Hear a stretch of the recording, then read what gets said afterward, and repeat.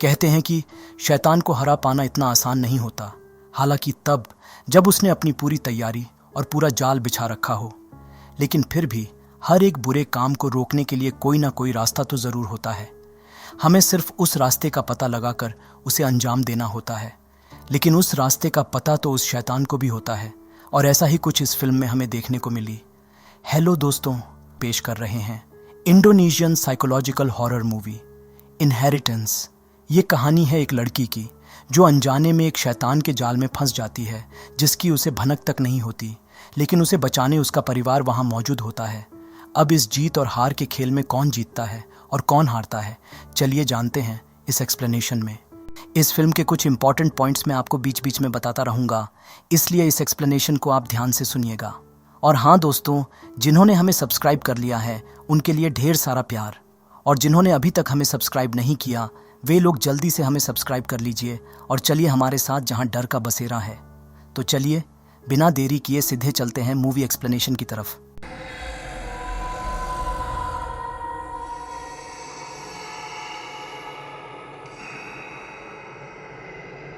Film की शुरुआत में हम गायत्री नाम की एक लड़की को देखते हैं जो किसी से डर कर भाग रही होती है। वो किसी तरह अपने घर पहुंचती है और कमरे के अंदर जाकर दरवाज़ा बंद कर लेती है। तभी बाहर से एक औरत दरवाजे पर ज़ोर ज़ोर से दस्तक देने लगती है और गायत्री को आवाज़ देकर दरवाज़ा खोलने को कहती है। डर के मारे गायत्री बिस्तर के नीचे छिप जाती है। कुछ ही देर में वो औरत कमरे के अंदर घुस आती है और गायत्री को ढूंढने लगती है। थोड़ी देर बाद गायत्री देखती है कि वो औरत कमरे से बाहर चली गई है, लेकिन डर और खौफ तब भी उसके चेहरे पर छाया रहता है। और जब उसे लगता है कि अब सब सुरक्षित है तो वो बिस्तर के नीचे से बाहर निकलती है। तभी अचानक एक डरावना हाथ उसे पकड़ लेता है और एक आवाज़ आती है, यहाँ आओ। अगले ही पल वो रहस्यमयी शक्ति गायत्री को घसीट कर ले जाती है, जिसके साथ ही ये सीन यहीं कट हो जाती है। जिसके बाद कहानी 20 साल बाद से शुरू होती है, जहां हम एस्थी नाम की एक औरत और अगुंग नाम के एक आदमी को शतरंज खेलते हुए देखते हैं, जिनकी बातों से हमें पता चलता है कि उस हादसे में गायत्री बच गई थी। वो औरत अगुंग से कहती है कि गायत्री ने इस खोज पर बहुत भरोसा किया था और अब समय बहुत कम बचा है। अगुंग जवाब देता है कि अभी नहीं, क्योंकि वे एक बंद रास्ते पर आ चुके हैं और उन्हें धैर्य रखना चाहिए। वो औरत गुस्से में कहती है कि वे 20 साल से इंतजार कर रहे हैं और अब इसे आगे बढ़ाना ही होगा। इसके बाद कहानी देवी और उसकी माँ दिया की ओर बढ़ती है, जहाँ दिया अपनी बेटी देवी को एक लॉकेट जैसा पहनाते हुए कहती है कि उसे वो हर समय पहनकर रखना होगा। दिया की आंखों में हम ठीक वैसा ही खौफ देख पाते हैं जैसा हमने गायत्री की आंखों में देखा था। देवी उसे भरोसा दिलाती है कि वो ठीक है, लेकिन दिया जोर देकर कहती है कि ये बहुत खतरनाक है और पूछती है कि उसका भाई सेना कहाँ है। तो देवी अपने भाई सेना को फ़ोन करती है और पूछती है कि वो अब तक घर क्यों नहीं आया। सेना एक सिक्योरिटी गार्ड की नौकरी करता है और कुछ एक्स्ट्रा पैसों के लिए अपनी मालकिन को खुश करता है। खैर, तो बात करते करते दोनों में बहस हो जाती है और गुस्से में देवी फ़ोन को रख देती है। तभी वो देखती है कि उसकी माँ हाथ में एक पौधा लेकर कमरे में आ रही है। चिंतित होकर देवी पूछती है कि क्या हुआ, तो दिया बहकी बहकी बातें करने लगती है। वो कहती है कि खतरा है, कोई उन्हें अलग करने की कोशिश कर रहा है और उन्हें खुद को बचाने की ज़रूरत है। दिया का ऐसा बिहेवियर उनके लिए कोई नई बात नहीं थी। देवी उसे समझाने की कोशिश करती है और कहती है कि वो ये बातें अक्सर कहती रहती हैं, लेकिन अब तक कुछ भी नहीं हुआ और वे सुरक्षित हैं। जिसके बाद वे दोनों सोने चले जाते हैं। उसी रात देवी को अपनी माँ के रोने की आवाज़ सुनाई देती है और उसे ढूंढते हुए अपने कमरे से बाहर आती है। तभी उसकी माँ पीछे से गुजरती है और अचानक उसके सामने आ जाती है, जिससे एक पल के लिए देवी डर जाती है। देवी हैरान होकर पूछती है कि वो क्या कर रही है और बेर के पत्ते क्यों खा रही है। दिया जवाब देती है कि यही एकमात्र तरीका है। देवी उसे फिर से दिलासा देती है और कहती है कि यहाँ कोई नहीं है। हालांकि दिया किसी ऐसे व्यक्ति से डरी हुई थी जिसे केवल वो ही देख सकती है, देवी नहीं देख पाती। थोड़ी देर बाद सेना घर आता है तो वो देवी से कहता है कि उसे देर तक काम करना पड़ा, जिस पर देवी उसे याद दिलाती है कि उसने उसके लिए एक फ़ोन खरीदा था ताकि जब वो अपनी माँ के साथ हो तब उससे कांटेक्ट कर सके। सेना पूछता है कि वो अभी कहाँ है, लेकिन देवी रोक देती है और बाइक की चाबी मांगती है। सेना कहता है कि बाइक में पेट्रोल नहीं है और कन्फेस करता है कि उसने इंस्टॉलमेंट नहीं भरी और देवी से कहता है कि वो इसे भर दे, जिससे हमें समझ में आ जाता है कि वो एक्स्ट्रा पैसे परिवार के लिए नहीं बल्कि अपनी अय्याशी के लिए जुगाड़ करता था। खैर, तो अगले दिन देवी अपने कंपनी का इंटरनेट सेटअप करने के लिए सब डिस्ट्रिक्ट ऑफिस जाती है, लेकिन वहाँ की रिसेप्शनिस्ट तारी उसे बताता है कि बॉस ने अपना मन बदल लिया है और किसी दूसरे को चुन लिया है। बाहर आकर देवी सेना के दोस्त से बात करती है और उससे कहती है कि उसके बॉस ने आखिरी समय में ऐसा करके बहुत गलत किया। वो आदमी जवाब देता है, तुम्हारे भाई जैसा। और तभी उसका फ़ोन बजता है और वो चला जाता है। उसी रात देवी खिड़की के बाहर एक छाया देखती है और अचानक दरवाजे पर दस्तक होती है। हैरान होकर वो बाहर देखने जाती है जहाँ कोई नहीं होता, लेकिन तभी 2 घुसपैठिए उसे पकड़ लेते हैं और उसके भाई के बारे में पूछने लगते हैं, जिस पर देवी बार बार कहती हैं कि वो नहीं जानती। लेकिन एक आदमी उसे थप्पड़ मार देता है। उनमें से एक कहता है कि सेना को अपने पापों की सज़ा भुगतनी होगी। तभी उसका फ़ोन बज उठता है और देवी को एहसास होता है कि वही सेना का दोस्त है जिसे उसने सब डिस्ट्रिक्ट ऑफिस में देखा था।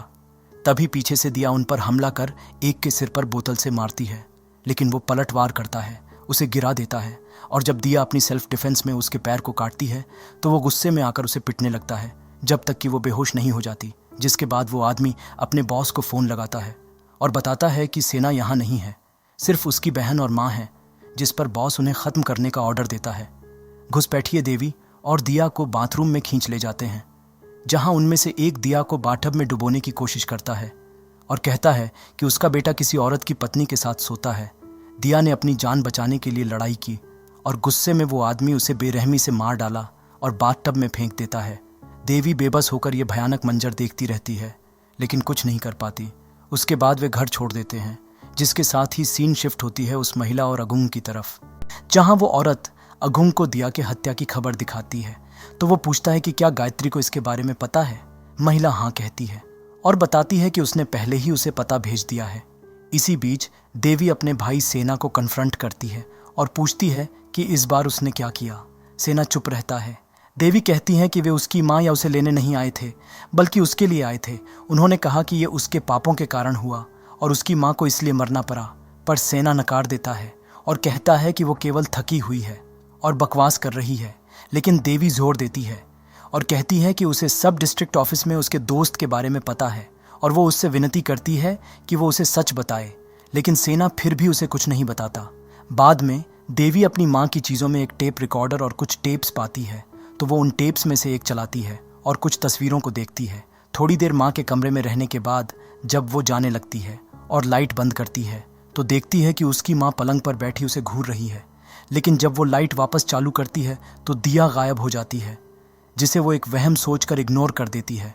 अगले दिन कंपनी वाले सेना की बाइक ले जाते हैं क्योंकि उसने इंस्टॉलमेंट नहीं भरी होती, जिसे देख सेना गुस्सा करने लगता है।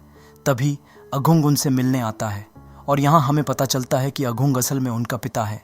जब गुस्से में देवी पूछती है, आप यहाँ क्या कर रहे हैं, तब अगुंग बताता है कि वो उनसे और उनकी माँ से दूर रहने के लिए माफ़ी मांगना चाहता है।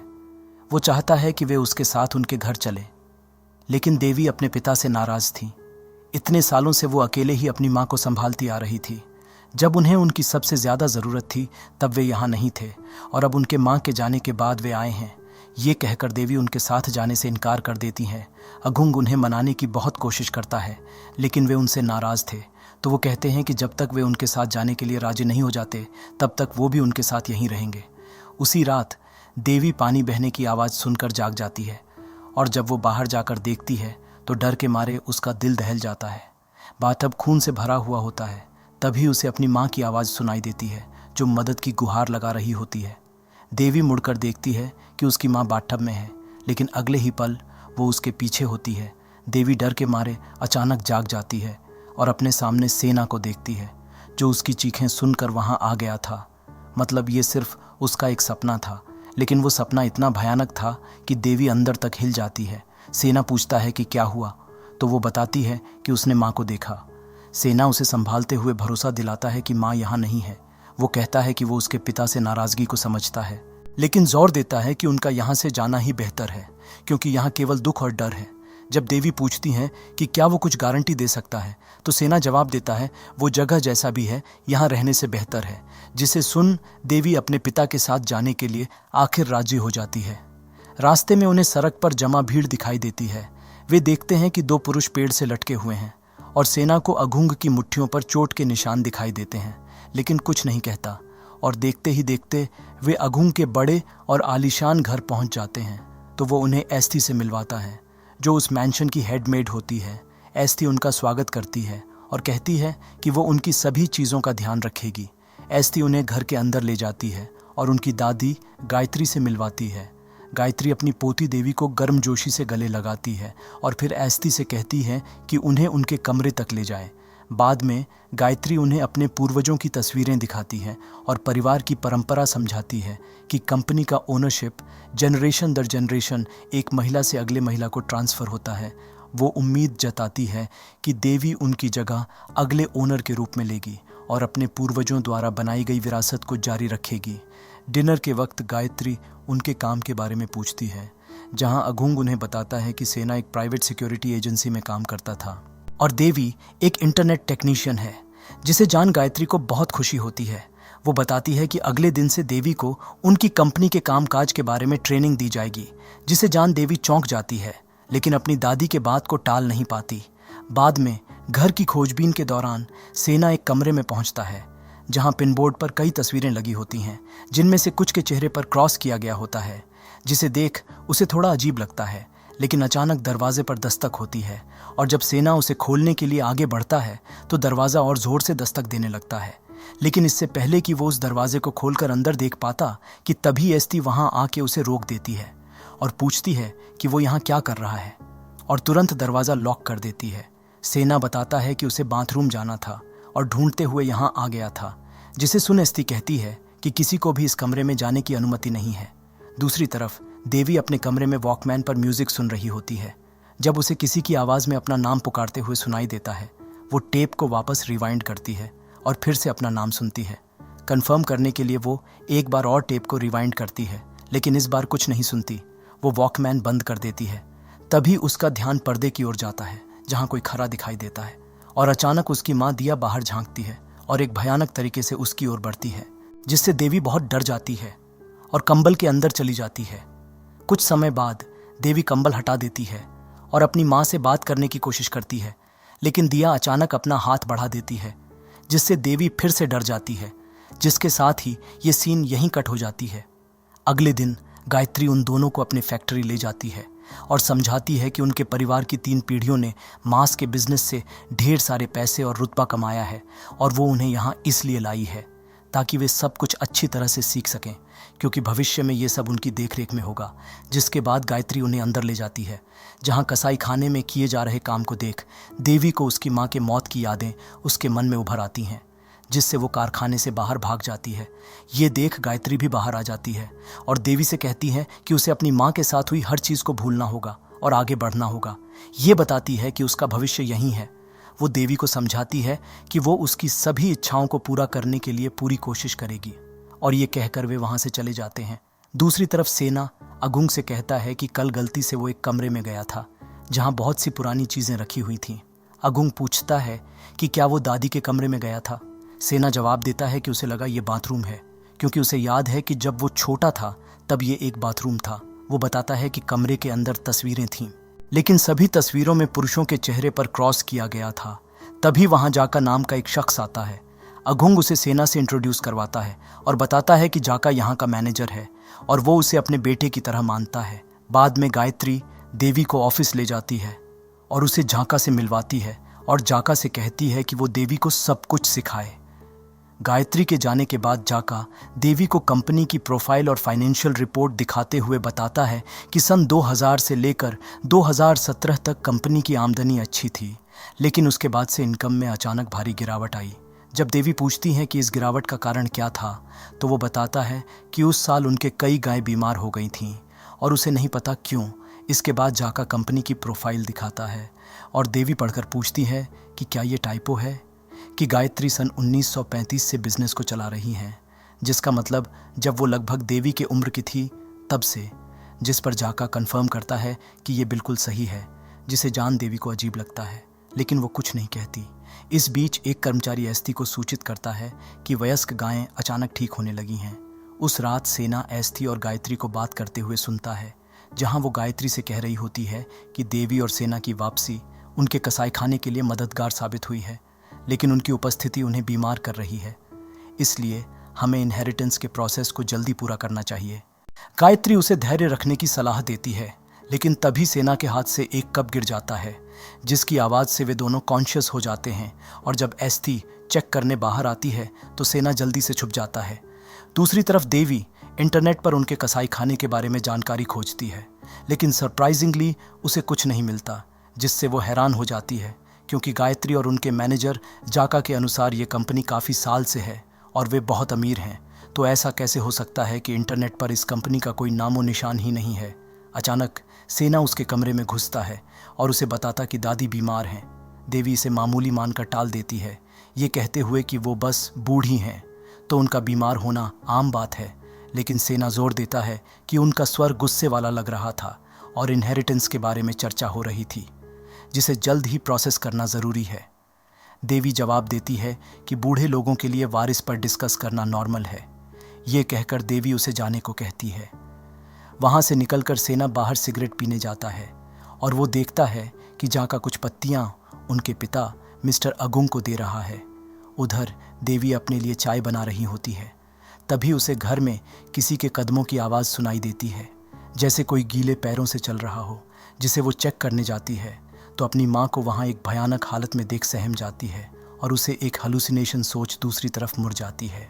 लेकिन जैसे ही कदम उसकी तरफ बढ़ते हैं वो जम जाती है और मुड़कर देखती है कि एस्थी खड़ी है, जो पूछती है कि वो क्या कर रही है।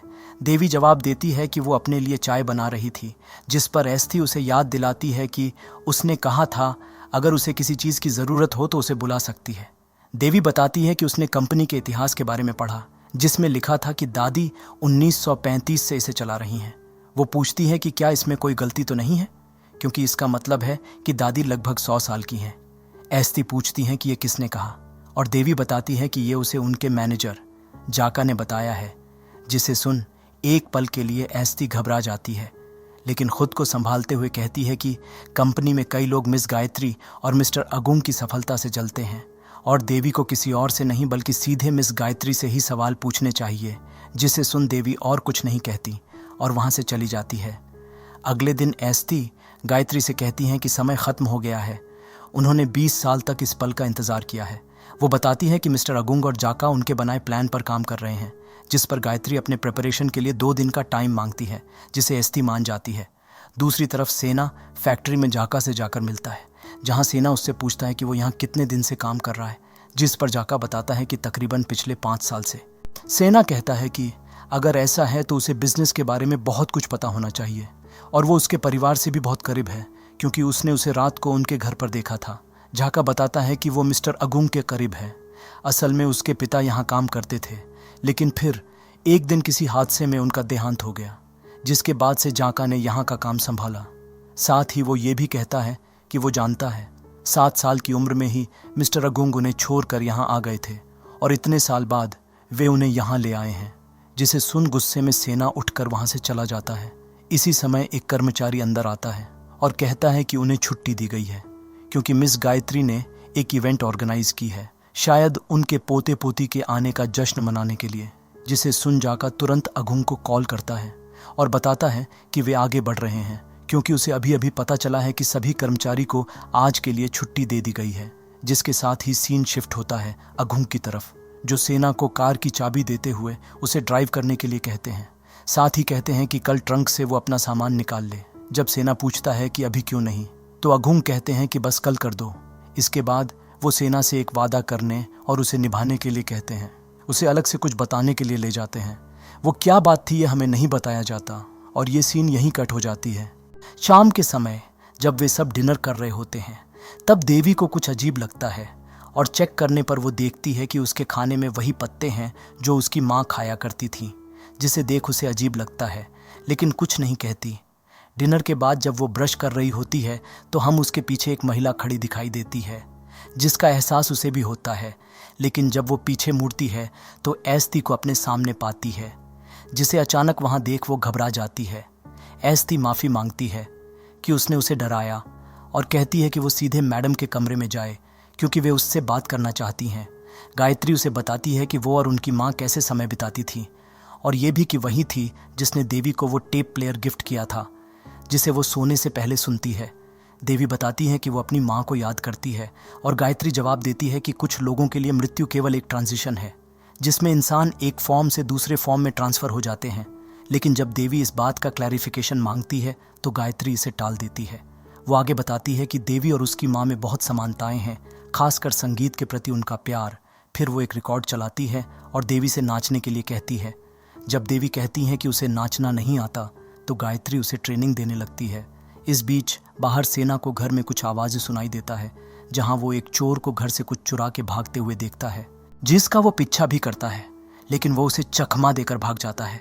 दूसरी ओर अघुंग और एस्ती शतरंज खेल रहे होते हैं। अघुंग उसके प्लान के बारे में पूछता है।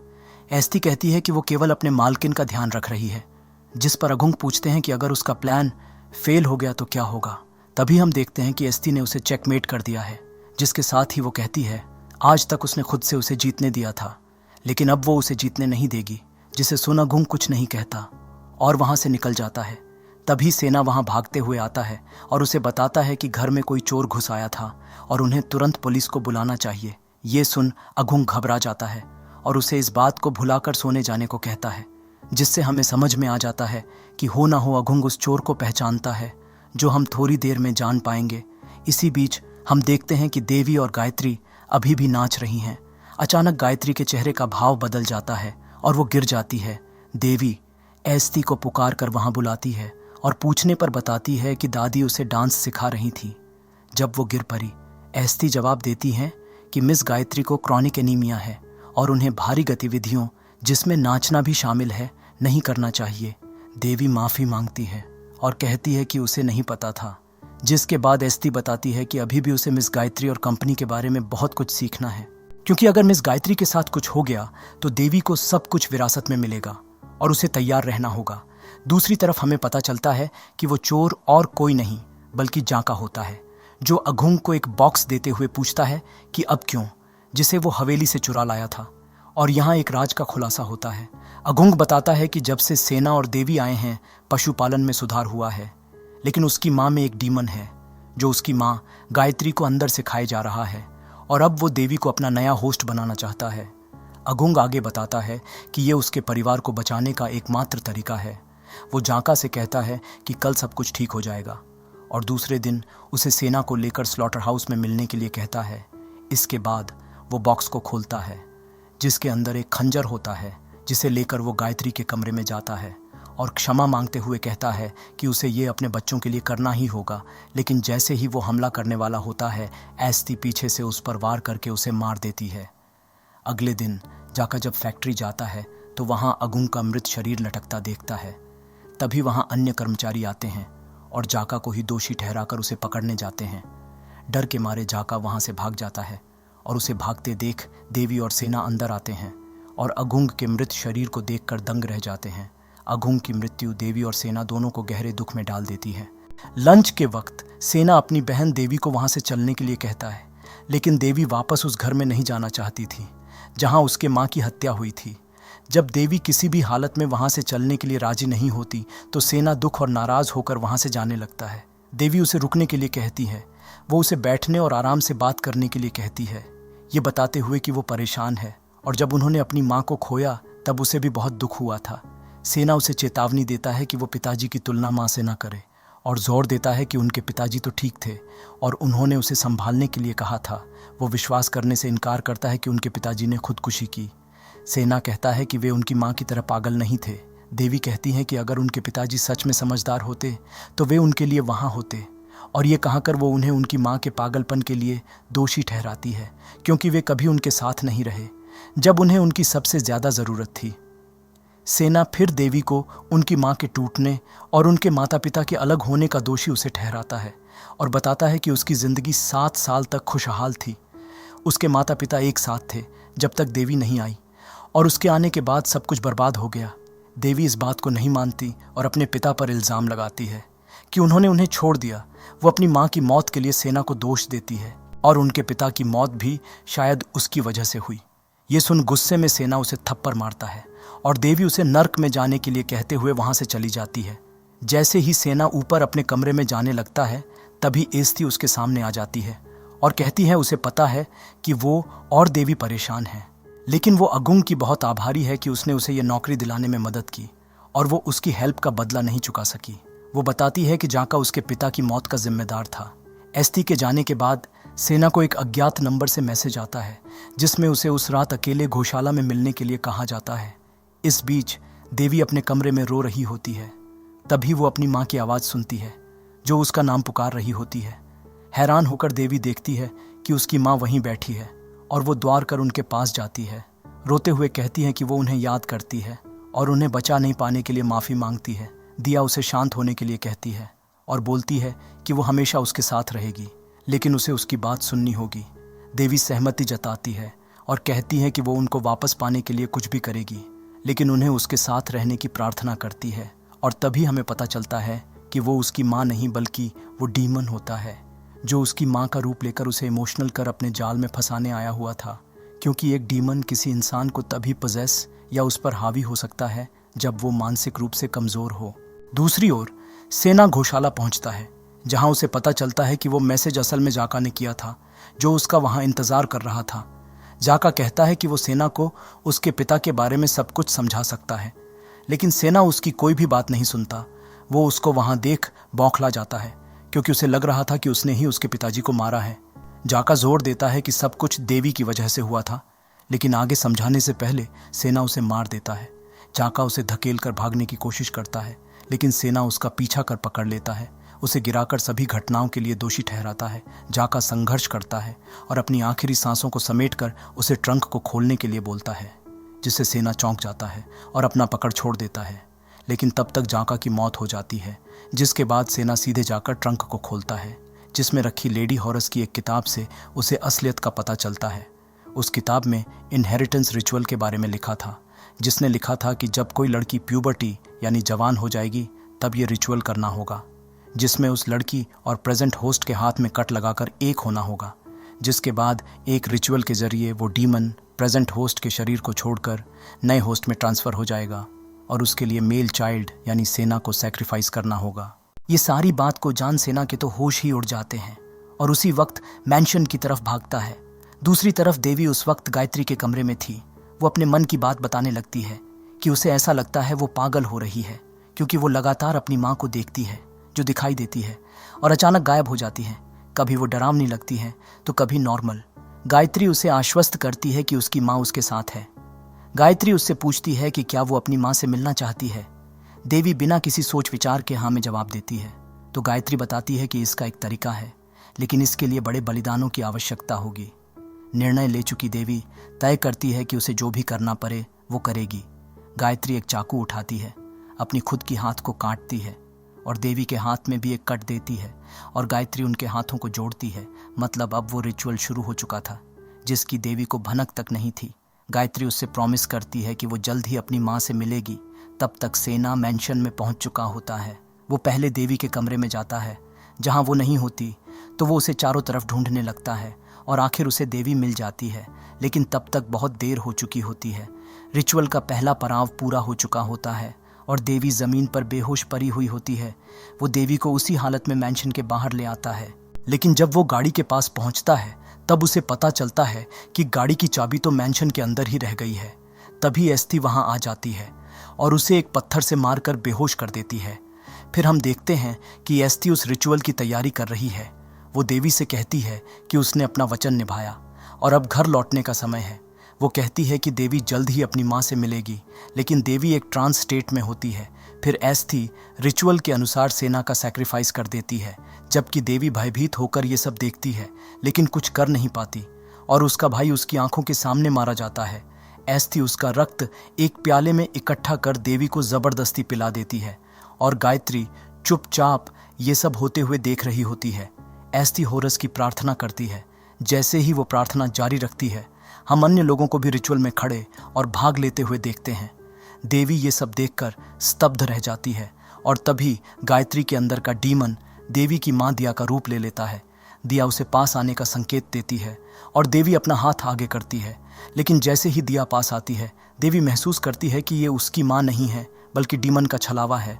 डर के मारे वो चिखती है और तभी लेडी हॉरस उसके शरीर में प्रवेश कर लेती है और इनहेरिटेंस का रिचुअल पूरा हो जाता है, जिसके साथ ही ये आखिरी सीन भी यहीं कट हो जाती है।